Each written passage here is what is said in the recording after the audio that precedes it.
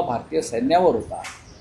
कारण पहलगाममधला जो हल्ला होता हा भारतीय सैन्याला पाकिस्तानने दिलेलं आव्हान होतं. आणि जेव्हा भारतीय सैन्याला कोणी आव्हान देतं तेव्हा भारतीय सेना गप्प बसत नाही. ऑपरेशन सिंदूर बरं का, कुंकू, मराठीत ज्याला आपण कुंकू म्हणतो, सौभाग्य म्हणतो, त्या नावानं हे ऑपरेशन भारतीय सेनेने केलं. आमच्या 26 माता भगिनींचं सौभाग्य कुंकू तिथे पुसलं गेलं भारतीय फौजांकडून.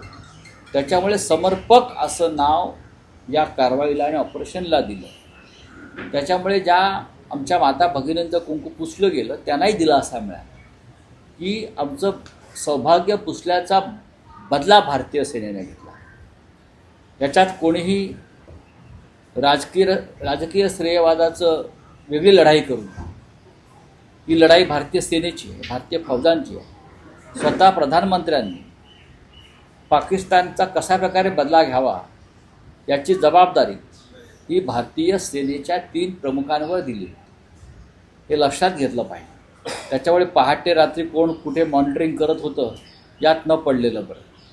एकंदरीत या हल्ल्यामध्ये करत्या पुरुषांची हत्या करण्यात आली होती आतंकवाद्यांमार्फत. ऑपरेशन सिंधू त्याला नाव दिलं गेलेलं आहे. कसं बघता एकंदरीत या? मला असं वाटतं ही सुरुवात आहे. ज्याला तुम्ही ट्रेलर म्हणता ही सुरुवात आहे. भारतीय सेनेचा जर कोणी अभ्यास केला आतापर्यंत गेल्या स्वातंत्र्यानंतर तर भारतीय सेना ही कोणती कारवाई करताना उथळपणा किंवा घाई करत नाही.